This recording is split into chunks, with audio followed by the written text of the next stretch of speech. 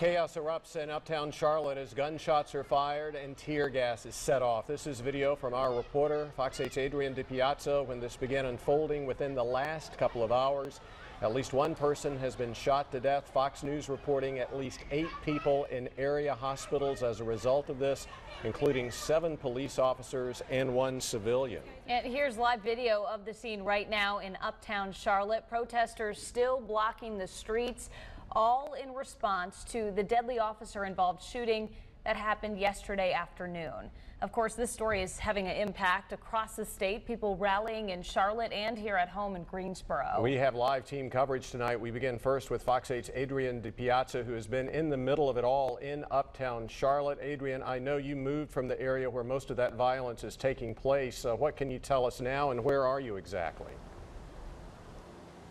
Well, Neil, right now we are on College Street, which is sort of about a block removed from the main action of this riot. If you look behind me, you see the police car there without its lights on in the road. And then beyond that, pretty far, if you can see, I know it's dark, that is where the actual riot was taking place. Now, we were there when it was peaceful. There were officers in their riot protective gear, but it was still a peaceful protest in the middle of the street. And then all of a sudden the group sort of rushed at the Omni Hotel there on Trade Street and started banging on the doors, pulling on the doors.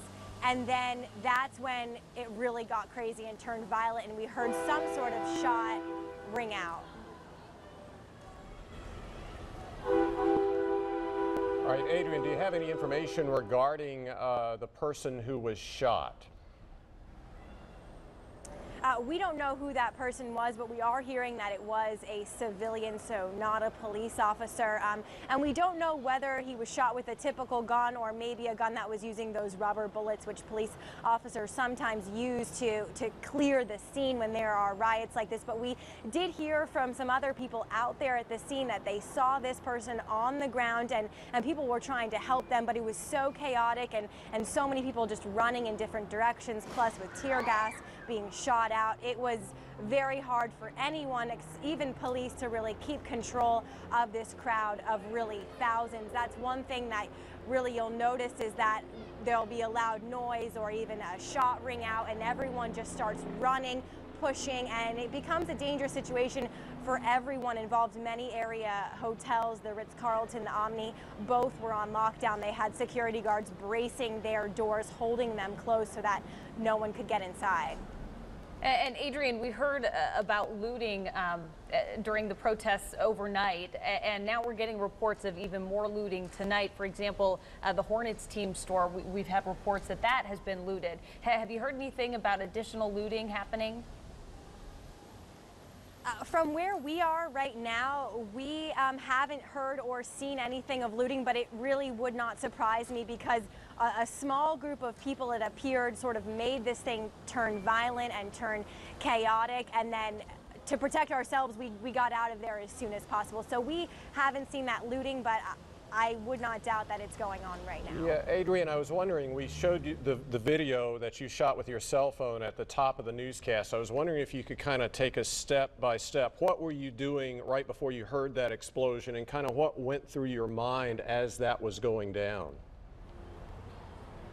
Well, we were walking on Trade Street up the hill towards Tryon, which is where things were peaceful earlier, and we were on towards the shop side of the road, so we were between the shops and where police were, in a safe place. And all of a sudden, really, some people were sort of heckling the police officers, trying to get at them, but the group moved towards the Omni Hotel, which has an entrance that goes under to go into a parking garage, but there's glass doors there at the hotel. And those people started pushing, shoving, going towards the doors, banging on them. People were screaming. It was just extremely loud, chaotic, and then we heard those shots. It was a booming, deafening sound. Really, I felt that kind of through my body, you know, my heart sinking, wondering where is this coming from. So we then ran around the corner and tried to get to safety and found it as soon as possible. All right, Adrian, thank you. We'll check back in with you in just a little bit. Before we move on, though, we need to point out that I'm just reading that, again, the Charlotte Hornets have confirmed that its team store at the Time Warner Cable Arena has been broken into and looting has been taking place there, and the person shot tonight was shot in the head. That person a civilian. That person not shot by a police officer but by another civilian. Again, at least one person died tonight in that violence in uptown Charlotte. Multiple injuries. We will continue to follow this very closely. Now, of course, protests first started last night after an African-American man named Keith Scott was shot by Officer Brentley Vinson and later died. Here is some background. Scott was shot at an apartment complex in Charlotte while police were trying to serve warrants to another man, and they say Scott had a gun and appeared to pose a threat. Scott was taken to the hospital where he later died. Well, rallies happening across the state in response to the officer-involved shooting in Charlotte. Earlier this evening, just before sunset, hundreds gathered at a park in Charlotte for this vigil, which was peaceful. And there have been similar vigils across North Carolina today. Yeah, tonight, hundreds of students at historically black colleges and universities are holding peaceful rallies on campus, including here at home. Fox 8's Kim Wynn live at North Carolina A&T State University. Kim, what's going on there now? And Katie, well, this rally just started a few moments ago. Things kicked off here at 10 o'clock. As you can see, a very large crowd behind me. Hundreds of students here gathered around the reflection pond here on A&T's campus. Now, I'm just going to let you see how many people are here right now. I don't have an official head count, but there are just so many students, and more are just piling in as the time comes on. Now, this event was organized by a student group called Black University. It's being held in solidarity with other HBCUs across the state, also all holding demonstrations on various campuses right now across the state at 10 o'clock. Students say this is their way of healing and coming together after police shootings this week and last week. Of course, most recently the shooting in Charlotte and the shooting of Terrence Crutcher in Tulsa last week. Now, organizers say they wanted to find a way to come together and be peaceful and get their voices heard. We're not sure exactly how long this rally will be going on, but I'm told that students are expected to be out here for at least an hour. Katie and Neil. All right, Kim, thank you. Now, in the middle of trying to get ready for Sunday's game against the Minnesota Vikings, members of the Carolina Panthers, including quarterback Cam Newton, were asked about the protests in Charlotte. Yeah, Kevin Connolly here with more on what Newton had to say. Kevin? I'll tell you what, he really did handle himself extremely well during his news conference. Professional athletes have a certain platform to speak out on issues. Black athletes are often pulled into discussions on race. Muhammad Ali and Jim Brown in the 1960s to basketball stars LeBron James and Chris Paul in today's day and age. Cam Newton of the Carolina Panthers would rather his actions speak. Just look at the work his foundation has done since he has been a member of the Carolina Panthers. Newton tried to stay neutral during a news conference today after the protests in Charlotte last night after the officer-involved shooting. He covered a lot of ground in that news conference that was very little about football, but his role in the community. If I say something, it's going to be critiqued. And if I don't say something, oh, you fake or you flaw. Coach Gus Malzahn of Auburn used to tell me, use your influence in a positive way, because people are looking at you regardless of the bad and the good. You know, that's why I have a foundation, and I've been trying to, you know, do any and everything to bring the city of Charlotte or wherever that I'm around, and it can impact it in a positive way. And I'm hoping, you know, people see that and do the same thing. My big thing is always holding people accountable. You know, no matter what the race is, no matter what the gender is, no matter what the age is, we all have to hold each other accountable. When you are the NFL's MVP, your every move is analyzed constantly, but there are pressures from external forces that have nothing to do with football that Newton, who is now 27 years old, has learned to deal with in the last few years. Head coach Ron Rivera thinks it is unfair to ask players so many questions about these particular topics. We'll hear from him a little bit later in sports. Yeah, but Cam Newton not only is a leader on the team, but he's a leader in the community by default, whether he wants to be or not. It's simply by his position. Yeah, and I'll tell you what, though, he did. He really handled himself very, very well. He kind of stayed in the middle, stayed right down the center. You know, sympathizing on both sides of the issue. And again, he really kind of tried to get people to hold themselves accountable for their own actions. And through that, then we'll find some common ground. We'll see you back in just a few minutes. Thank you. And continuing coverage of the situation in Charlotte, both in this newscast on air and online at myfox8.com. All right, here in the Piedmont for weather today, it was a little bit cooler during the day because we had some clouds and we had a few showers and sprinkles, although once you got to the Tri-M points west, it was very few of those showers, not much, just mainly sprinkles. Some of that still rotating in tonight from that system spinning in the eastern part of our state. We just can't buy enough to help us out. We really need a lot more than sprinkles. Now, as far as tomorrow goes, we're still going to see our share of clouds. Temperatures will be held back down, about 79 for the high, but no more than patchy showers. I'll have your complete weather report at 10:30. And we continue to follow this breaking news out of Charlotte, where at least one person is dead after violent protest in the Uptown section. We are live on the scene with more and analysis of what may be to come tomorrow as well. You're watching the Fox 8 10 o'clock news, and we'll be right back. A live look right now from Charlotte, where protests continue right now. And a reporter with the Fox affiliate in Charlotte, WJZY, has more from the scene. Police are moving forward. We're going to kind of move back if we can. Protesters were just chanting. There's a scuffle right there between the police. Protesters are throwing stuff at police, and they're backing the crowd up. You see a gentleman there in a wheelchair. Some girl just fell. So now we're right in the middle of Trade Street. You can see the group right here trying to get the guy in the wheelchair out of the way, but he will not move. How does that make sense to you? He's in a wheelchair, dude. We're going to back up here just a little bit. This is very volatile down here right now.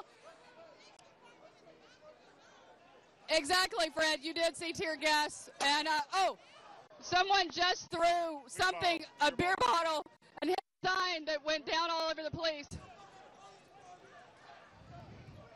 The person that was taken into custody just a minute ago, we believe that they believe that he threw something at them when they're protesting, backing up. We are now in front of the Ritz-Carlton. They just threw another tear gas. They're backing the crowd up down Trade Street. If you're following me on Facebook, and Facebook Live as well.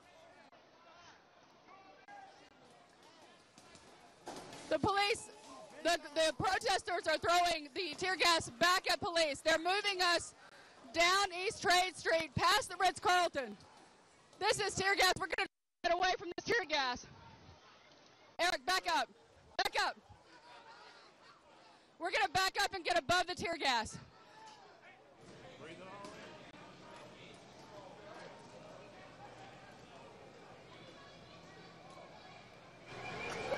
You did. This is live video of the looting. This is the gift, snacks, and wine beer. That's heartbreaking to see, and I am seeing that Charlotte's Mayor Roberts is urging everyone to stay home, stay calm, to hopefully, help resolve this situation. Mayor Jennifer Roberts also says that if we need more of a police presence, we will have more of a police presence. She has also been in contact with the White House tonight. No word on if she's requested anything of the White House. But again, and just to follow up, the person who was killed tonight, shot in the head, a civilian shot by another civilian, not a police officer. That particular fatality happened near the epicenter, which, if you're familiar with downtown Charlotte, is kind of a consortium of shops. There's a theater there, a restaurant, and a drugstore, among others. But just a very tense situation, and one we'll continue to follow. Well, tonight a Piedmont community is mourning the loss of 2 high school students who were killed in a wreck on their way to school this morning, and it all happened in Davidson County. Such another sad story here. Officers say the driver who caused the crash was driving while impaired. The students have been identified by the Davidson County school system as Cameron Hedrick, 19 years old, and Anna Ascension, who was 17. Both attended Central Davidson High School.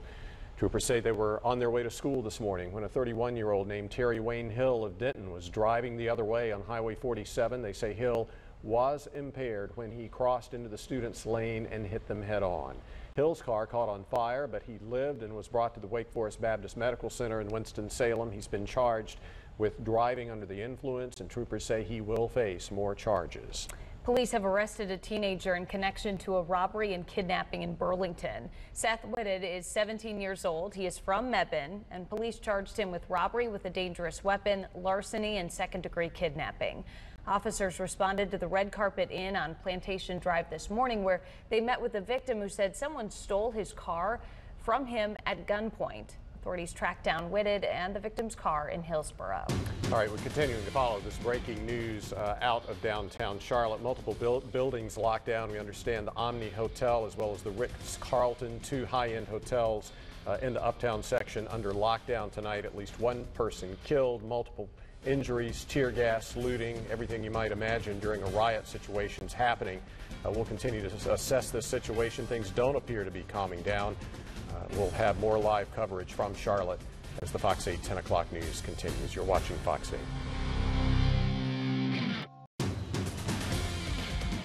Live video again coming to us from downtown Charlotte, where protests have turned deadly tonight with at least one fatality, multiple reports of injuries, tear gas, looting. This police line you see here was moving in unison just a few seconds ago before we came out of that commercial break, but has stopped right now.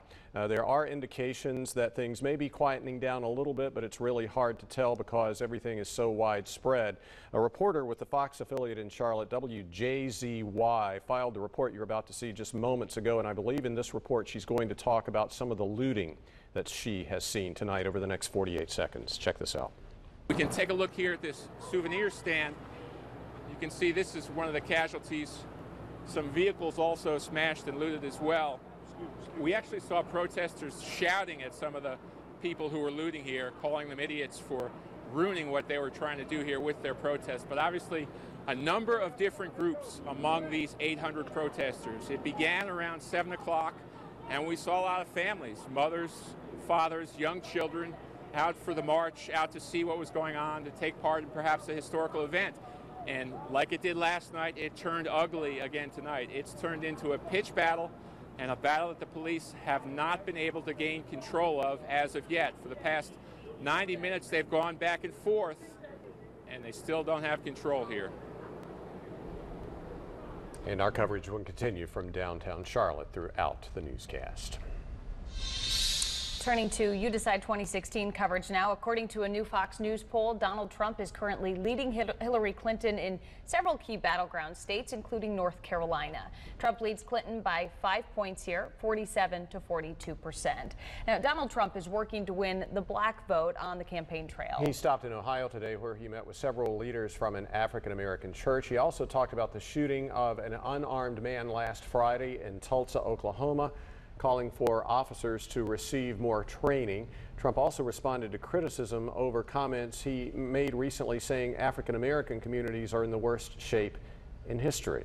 Well, Hillary Clinton stopping in Florida today before she takes a break from the campaign trail to prepare for next week's debate. According to the latest Real Clear Politics poll, Clinton and Trump are tied in that battleground state, and she also addressed the recent shootings, calling them unbearable. She called for more respect between police departments and the communities they serve. Well, most of us have places that have positively shaped our lives, and for the class of 1960, that was High Point Central High School. Yeah, so the alumni decided to come up with a way to give back, and thanks to the High Point Community Foundation, they have done just that. My classmates and I we love it. Richard Carmichael graduated from High Point Central in 1960. He has a lot of good memories here. The old gym, which is still there, was where our high school team played basketball. In fact, in the 56 years since he was a student here, not a lot has changed. So tell me a little bit, walking through the halls, you said it's kind of nostalgic. Yeah, I mean, it's the same. I mean, these, you know, the structure of these doors, wooden doors with those windows, there's no change. To this day, Carmichael and his classmates love High Point Central so much, they set out to find a way to give back. If we were going to do something, I wanted, and our class wanted, to do something that impacted the school with respect to academics. So they created the High Point Central High School Class of 1960 Scholarship. It awards money to deserving students to put towards college, including Joseph Howard. It's a huge help because I was telling him, it's like we just really don't have it. It's like you're doing loans, grants, scholarships. I'm like, the more scholarships you get, the less you have to pay back. Joseph just started his freshman year at Brigham Young University in Utah.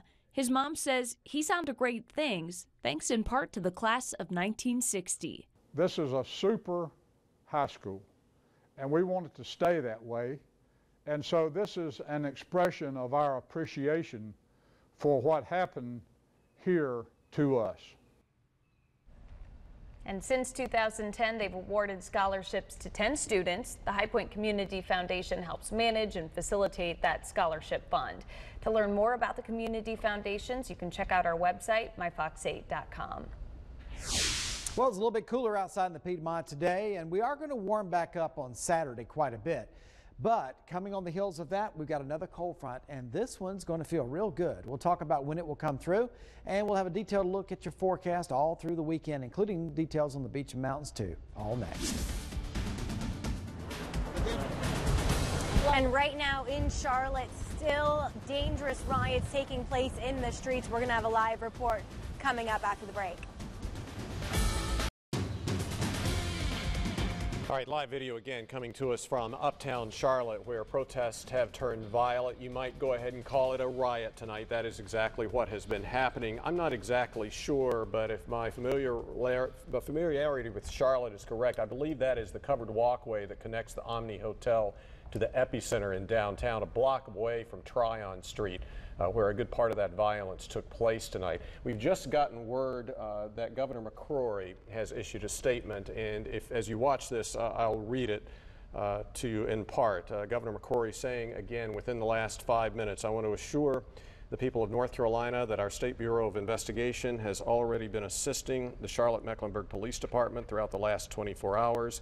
Upon a very recent request of Charlotte-Mecklenburg Police Chief Kerr Putney, the State Highway Patrol is sending in troopers to further help the Charlotte Police Department, the Charlotte-Mecklenburg Police Department. I support and commend the law enforcement officials for their bravery and courage during this difficult situation. He goes on to say, any violence directed toward our citizens or police officers or destruction of property should not be tolerated. Again, statement from Governor Pat McCrory on the violence in Charlotte tonight. Well, let's head to Fox 8's Adrian DiPiazza, who's just blocks away from the protests. So, Adrian, tell us more about what you're seeing now. Well, really from where you are back here on College, you can see this line of police in their riot gear. They're basically standing here trying to make sure that no one goes any further onto Trade Street, where you see those white vehicles. That's Trade Street right there. So just a little bit west from there is the Omni Hotel, and that's where this all got dangerous and where people really started rioting. But I want to let people know that, you know, just moments before this all broke out, there were families there. There were people there who thought they were engaging in a peaceful protest, and it was, up until this big crowd rushed to the hotel and started yelling and trying to get inside, and that's when police got to them and the tear gas started. But right now it seems from where we are that some of this has calmed down because police have been able to shut the road down. But we've also noticed that some of the stores and shops around here have gotten their windows broken. There's a Bank of America right across the street from where we are. One of their windows was broken. We're also hearing from people on the street that some stores near the epicenter, what you mentioned, Neil, also may have been looted tonight. All right, Adrian, thank you. We, of course, will check back in with you. Good to hear things appear, maybe, let's hope, to be calming down just a little tonight. I'm also getting word from our newsroom that we're getting word that the Charlotte mayor has just said officials from Washington, D.C. will arrive tomorrow to assist in this situation. And as we've already mentioned, Governor Pat McCrory ordering additional state troopers to Charlotte to help with the situation there. Now, your Fox 8 Max weather forecast with Chief Meteorologist Van Denton. We're going to start tonight with some nice looking pictures from some of our viewers. This is a great shot sent to me by Jeffrey Brown from Oak Island. I know a lot of you have pleasant thoughts whenever you think about Oak Island, and what a nice shot that is of a distant shower, maybe even thunderstorm from that vantage point. Dylan Allen found a glow in the sky, and not sure if it was a rainbow. He said it could have been a rainbow, it might be sundial, but it's awfully bright for that. But what an interesting view he had there. That was in Montgomery County earlier this evening. 71 degrees outside right now, 78 our high today. Northeast breeze at 10 miles per hour, 69 degrees our low temperature this morning. Across our area, Troy is at 70 degrees. Star is not too far from Troy. Candor is 70 in Asheboro and Liberty tonight. Back to the west, 70 in Lexington, 69 in Walburg. 69 also in Winston-Salem and Moxville tonight. 60s across parts of Rockingham County into Caswell County and over in Graham. Back to the west, upper 60s and low 70s in the foothills, and in the mountains, low to mid 60s are being reported tonight with 64 at Fancy Gap. We've had a few more clouds make it back into the foothills and mountains today after they've enjoyed a lot of sunshine early in the week, and we still had some more showers off to the east and well to the east of us in the eastern part of our state.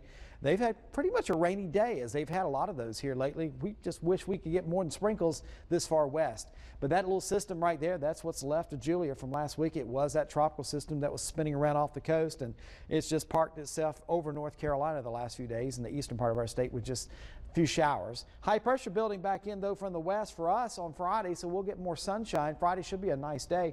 But before that front can get here, we have a chance to really warm up some on Saturday. And then that cold front will come down the east coast and we'll get some cooler air. The only thing I see different on this today than I did yesterday is the models are deflecting more of the cool air directly east and not as much to the south.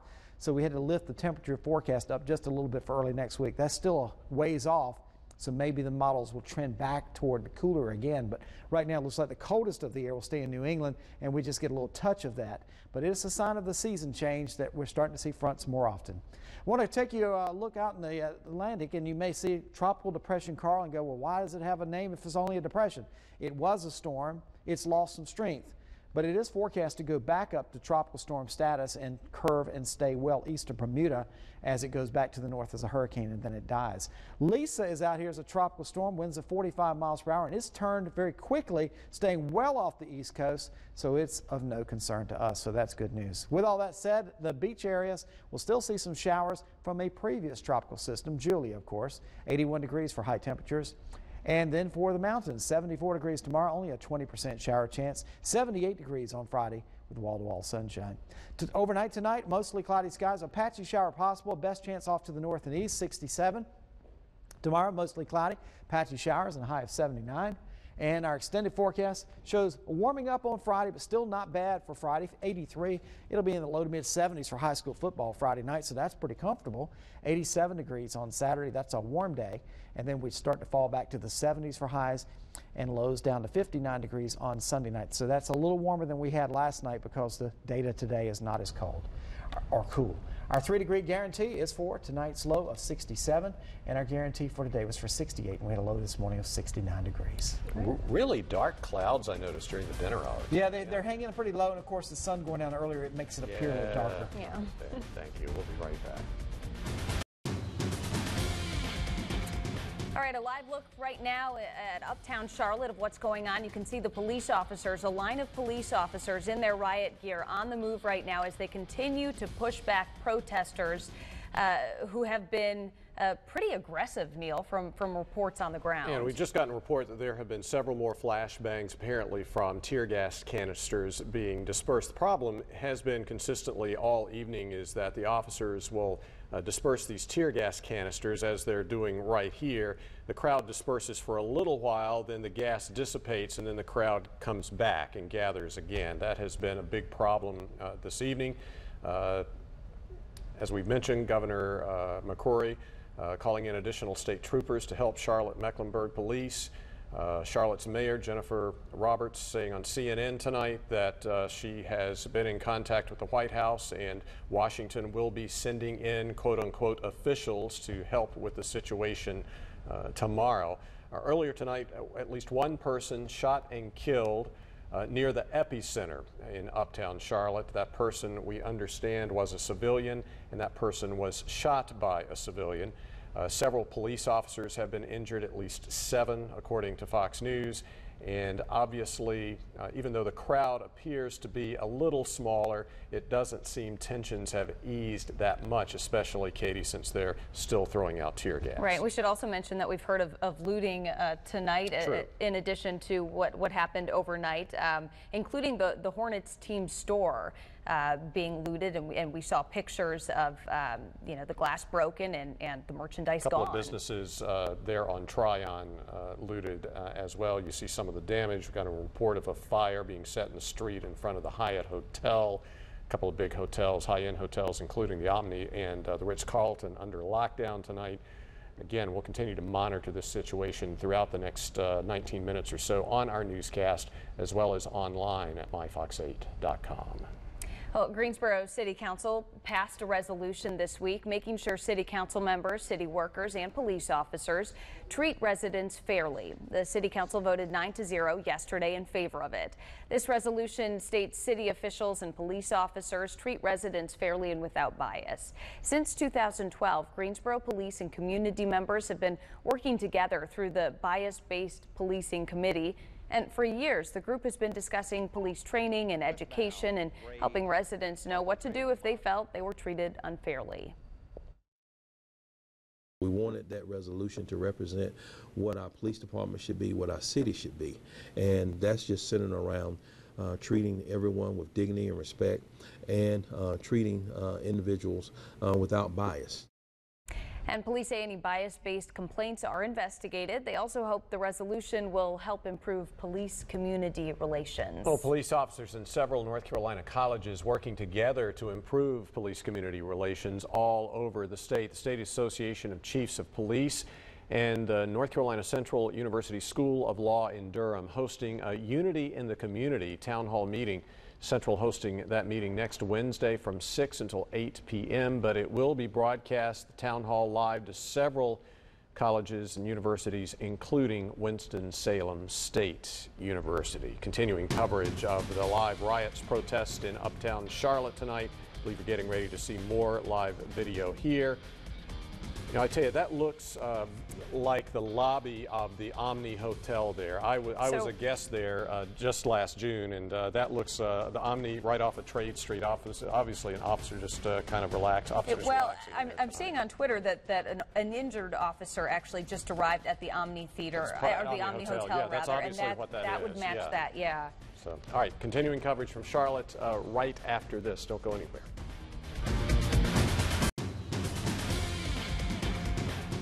All right, major breaking news coming now out of Charlotte, and this just in within the last minute or so. The city of Charlotte announcing a big correction that the civilian who suffered the gunshot wound during the protest earlier this evening uptown is on life support and in critical condition, not deceased. Now, we must say that the police chief of Charlotte-Mecklenburg did confirm to Fox News earlier this evening, probably between 8 and 8:30, that this civilian or this person had been killed. So that is what all of the media were reporting, but now obviously he had some incorrect information. The city of Charlotte now confirming this person who suffered the gunshot wound is on life support and in critical condition, not deceased. It just goes to show you how in a volatile situation, a lot of times even the officials report inaccurate information, Katie. And another big headline coming out right now, the Charlotte mayor apparently telling CNN that she does plan to see dash cam video tomorrow of the shooting involving Keith Scott and then release it to the public. And again, that's just coming in. That's what the mayor apparently told CNN and is being reported now. All right, we'll continue to follow this throughout the evening and online at myfox8.com. And let's go to Kevin Connolly now with a look at sports. Hopefully you have some better news than what we've been reporting. That's tonight. right, guys. Given what has happened and is happening in Charlotte the last 24 hours, it is easy to forget that the Panthers are trying to get ready for a football game against the Minnesota Vikings on Sunday. I know it is just a game, but maybe through that game, people can somehow find some common ground and unite. Up next, we'll hear from Panthers head coach Ron Rivera, who is trying to be just a football coach and get his team back to the Super Bowl. He's also trying to protect his players from being dragged into the mud. We'll hear from him next. Now, Fox 8 Sports with Kevin Connolly. The Carolina Panthers won't have to face Vikings running back Adrian Peterson after all. Peterson elected to have surgery on a torn meniscus in his knee instead of trying rehab or even possibly playing on it. There is a very real chance he'll miss the rest of the season. Panthers head coach Ron Rivera answered more questions about the protests in Charlotte than the Panthers game with the Vikings, and he was a little upset about it. For the second time this season, football wasn't the main topic. In the last 2 weeks, Rivera spoke very poignantly about the protests involving the national anthem and the American flag. Today, he was asked about race relations and the struggles with police. But instead of asking sports figures, people in politics or in positions of authority need to be the ones fielding these questions. It's a tough issue. It really is. We've got a whole bunch of young men in that locker room that, you know, you guys all want to ask them what they think about it, and they're young men. I mean, I'm not sure how many of them really know what's going on. I think it's about education, about learning, about people understanding and knowing what's really truly happening and going on. You know, the only thing I can say is, you know, you guys put our players in a tough position by asking them these types of questions. And I think it's very unfair. I think it's also very unfair that people are looking for us for direction. All right, week number 6 of the high school football season. The Fox 8 Friday Football Frenzy Game of the Week features 2 outstanding teams ranked in the top 10 in the 4A poll. The Dudley Panthers take their undefeated record to Rockingham for a game against Richmond County. Under head coach Stephen Davis, the Dudley Panthers will play anyone, anywhere, and this one's going to be a heck of a test. We mentioned the state polls. Dudley moves up to the top spot for the first time this season. East Forsyth, which plays Page, is ranked number 3 this week, and there you see Richmond County at number 9. In the 3A poll, Eastern Alamance is number 5, Western Alamance is number 9. Reidsville is the only area team in the 2A poll at number 4. In the 1A, Mount Airy is number 3, followed by West Montgomery and East Montgomery. Let's move to NASCAR racing. The next stop is New Hampshire. Matt Kenseth was a winner at that track earlier this year. Kenseth finished 9th last week at Chicagoland after a speeding penalty on pit road put him behind the 8 ball. He knows you can't afford to have a bad race in these elimination rounds. There is a certain pressure that comes with that, but Kenseth feels his team can handle it. Certainly don't want to leave any points on the table. You want to finish as high as you can each and every week. Hopefully that's a win, so you don't have to worry about it quite as much the following week. But you know, just go out there and get the best finishes you can, and at the end of the day, hopefully it's enough to move on to the next one. Last week's winner, Martin Truex, will not be penalized for failing a post-race inspection. Neither will Jimmy Johnson, for that matter. NASCAR also announced it is doing away with the lower-level violations. Instead, it will focus on the bigger issues. Now, this Thanksgiving, not this Thanksgiving, but in 2017, there is a big basketball event that both North Carolina and Duke will participate in, but it is unlikely the two will play each other. 16 teams, all with Nike athletic contracts, will play in a tournament to honor Nike founder Phil Knight. The tournament will be split into 2 8-team divisions, and Duke and Carolina most likely will be on 2 different sides of that event. But boy, wouldn't that be something to see Carolina and Duke play that early in the season, and then of course meet twice during the regular season, and then maybe in the tournament. Eat some turkey and watch basketball. Yeah, you got it. Doubt. All right, Kevin, thank you. Again, continuing coverage of breaking news coming out of Charlotte tonight. We will have a live report from Fox 8's Adrian Augustus on the scene right after this break. Don't go anywhere. All right, continuing coverage of the unrest in uptown Charlotte. We want to go to Adrian DiPiazza for one last look at what's happening. Adrian. Katie, as you can see where we are, it is quite calm now, but we want to update people on a correction that the city of Charlotte has now put out there. We previously told you that a person was shot and killed, but now the city is telling us that that person is not deceased. Instead, that person is on life support and in critical condition in the hospital. The protests do continue east of where we are. We're going to keep you updated on that on the Fox 8 Morning News. Back to you. Which begins